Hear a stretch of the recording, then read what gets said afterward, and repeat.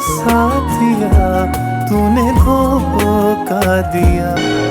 क्या बात है भाभी, सब खैरियत है? आपने इतनी इमरजेंसी में बुलाया?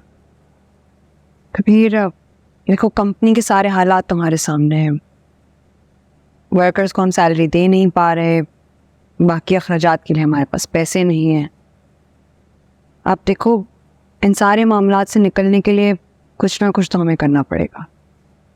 लोन भी रिजेक्ट हो गया ना, वरना कंपनी के हालात कुछ तो बेहतर हो ही जाते।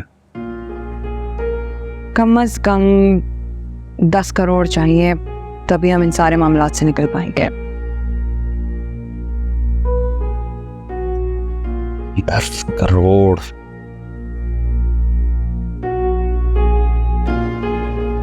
भाभी 10 करोड़ इस वक्त हमारे लिए बहुत बड़ी रकम है, और इतनी जल्दी इस रकम का इंतजाम करना बहुत मुश्किल है। कहाँ से होगा, कैसे होगा?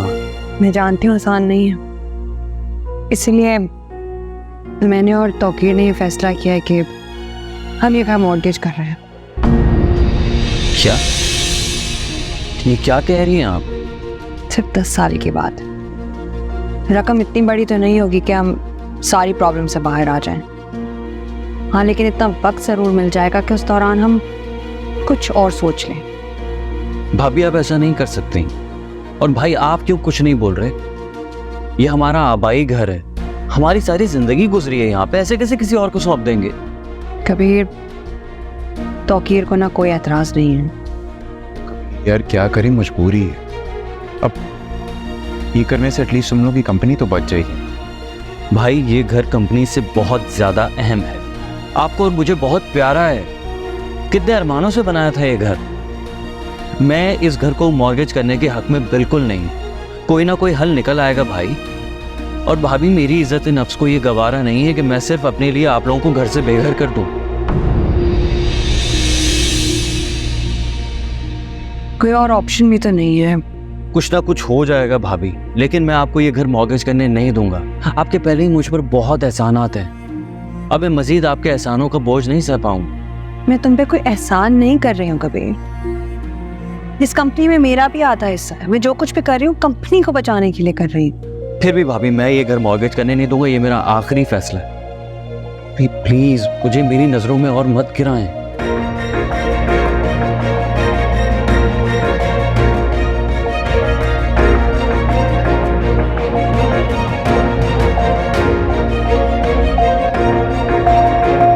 वैसे सच में आलिया भाभी ने इतनी दानिशमंदाना बात की है।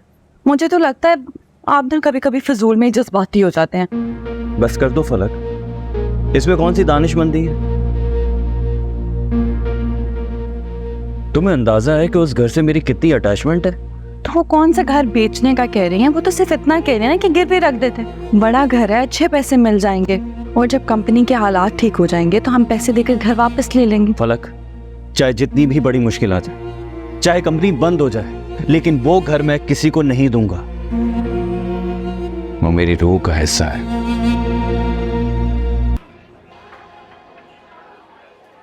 हेलो। हम साथ तुम? हाँ मैं। तो ये था तुम्हारा और अम्मी का प्लान?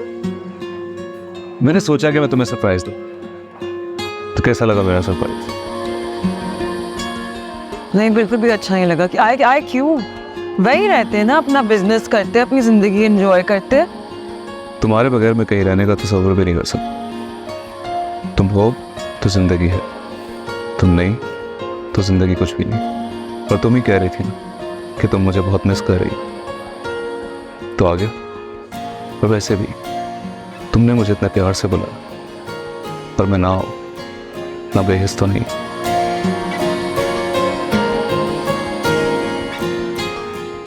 बाय द वे, प्यारी लग रही है। नहीं, मैं तुमसे नाराज। तो नाराज होकर तो और भी प्यारी लगती है ना।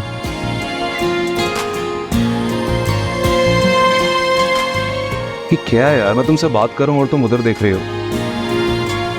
तुम मुझे पहले बता देती, अगर तुमने यही सब कुछ करना था तो मैं आता ही नहीं। बल्कि एक काम करता हूँ, मैं ना कल की टिकट करा लेता हूँ और वापस चला जाता हूँ। खबरदार, कोई जरूरत नहीं है, सोचना भी मत। वापस जाओगे ना तो ये समझ लो कि मैं तुमसे जिंदगी में कभी बात नहीं करूंगी।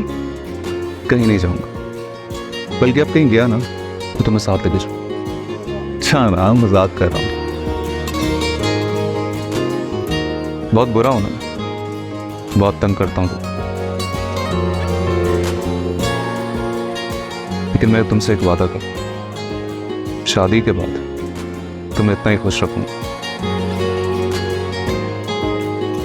ये तो मैं जानती हूँ। जानती हो तो फिर ये क्यों कहा कि मैं ख्वाबों के लिए मोहब्बत को छोड़ दूंगा? एक बात अच्छी तरह याद रखना नवा, तो तुम्हें कभी नहीं छोड़ूंगा। मैं हमेशा साथ चलने वालों में से, छोड़ के जाने वालों में से नहीं। अरे कबीर, आप आज जल्दी आ गए ऑफिस से? कहाँ थी तुम? मैं किसी काम से बाहर गई थी। क्यों, क्या हुआ? तुम्हें अंदाजा है कि इल्हाम कितना रो रही थी? भूख लग रही थी उससे, वो ढूंढ रही थी तुम्हें। हाँ तो मुलाजमा है, उसे कह देते दूध पिला देती। फलक, इल्हाम का ख्याल रखना मुलाजमा की जिम्मेदारी नहीं है, तुम्हारी जिम्मेदारी है। तुम माँ हो उसकी, तुम्हें जाना ही नहीं चाहिए था। कभी कभार तो जाती हूँ, अब उस पे भी आपको मसला है? क्या चाहते हैं आप? मजदूर बन के इस घर में पड़ी रहूं? तुम्हारी इन्हीं हरकतों की वजह से मैं अलग रहने के खिलाफ था। आप बार बार मुझे के ताने क्यों देते हैं, जैसे जबरदस्ती पकड़ के मैं आपको इस घर में ले आई हूँ? हाँ, जबरदस्ती है। अगर मेरा बस चलता ना तो मैं उस घर से जिंदगी भर ना आता।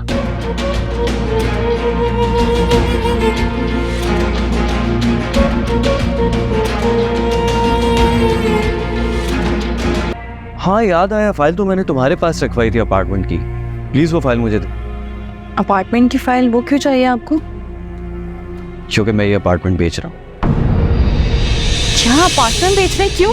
अलग मुझे पैसों की जरूरत है इसीलिए, और वैसे भी एसेट्स होते ही इसीलिए हैं कि आप बुरे वक्त में उन्हें बेचकर अपनी जरूरत पूरी कर सकें। कबीर, ये कोई आपका बिजनेस एसेट नहीं है, घर है मेरा। कैसे बेच सकते हैं आप? और उसके बाद सोचा है हम कहाँ जाएंगे, कहाँ रहेंगे, क्या करेंगे? हम वापस उसी घर में जाएंगे जहां से आए थे। आपने सोच भी कैसे लिया कि मैं वापस उस घर में जाऊंगी? क्या प्रॉब्लम है उस घर में वापस जाने में? फलक, उस घर में वापस जाना हमारी मजबूरी है, और अगर तुम मुझसे ये कहोगी कि हम कोई और अपार्टमेंट रेंट आउट कर लें तो मैं नहीं करूंगा, क्योंकि मैं अफोर्ड नहीं कर सकता। और प्लीज मेरे लिए आप कोई मैस क्रिएट मत करना। मैं मैस क्रिएट करी हूं मैं? और आप क्या करते हैं? आकर हुक्म सादिर कर देते हैं कि मैं ये करना चाहता हूँ, मैं ये चाहता हूँ, मैं ये करने लगा हूँ। मुझे कुछ बताना गवारा ही नहीं करते आप। कबीर, मैं कोई नौकर नहीं हूँ, आपकी बीवी हूँ, और इख्तिलाफे राय का हक है मुझे। और अगर इतना ही मसला है ना तो आलिया भाभी से कहें वो घर बेच दें। घर बड़ा भी है, उसकी रकम भी अच्छी मिलेगी, आपके सारे मसले ही खत्म हो जाएंगे। फलक, पागल हो गई हो तुम? दिमाग खराब हो गया तुम्हारा? तुम जानती हो कि उस घर से हमारी कितनी अटैचमेंट है। हमारा आबाई घर है वो। मैं उस घर को मॉर्गेज करने के लिए तैयार नहीं हूँ, और तुम कह रही हो उस घर को बेच दे। जो करना है करें, वो घर नहीं बेचना मत बेचें, मगर मैं अपना घर बेचने नहीं दूंगी।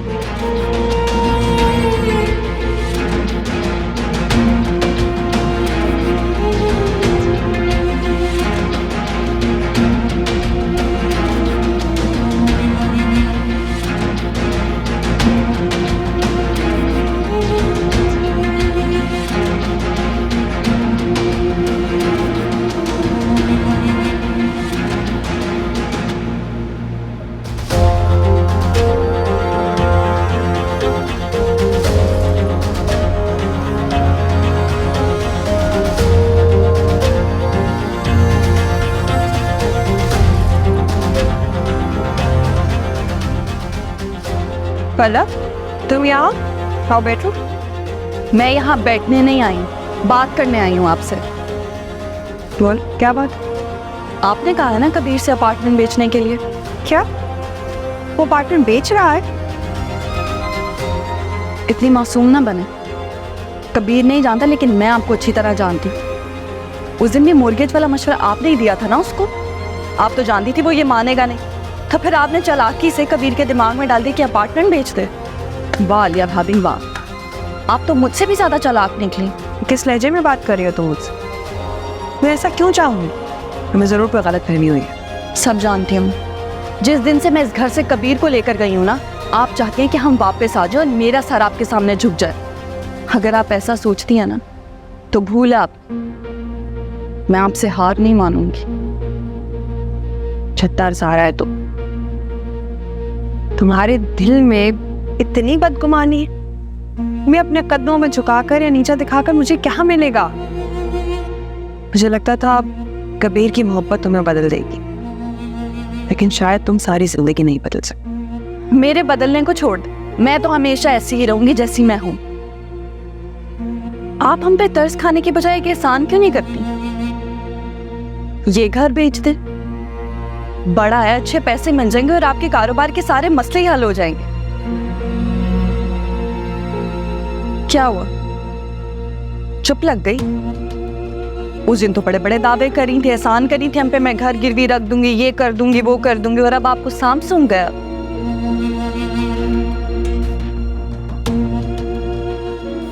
आप जानती हैं मुझे, इसीलिए जिस तरह से कबीर को कायल किया है ना आपने अपार्टमेंट बेचने के लिए, उसी तरह मना भी कर दे, यही हम सबके लिए बेहतर होगा।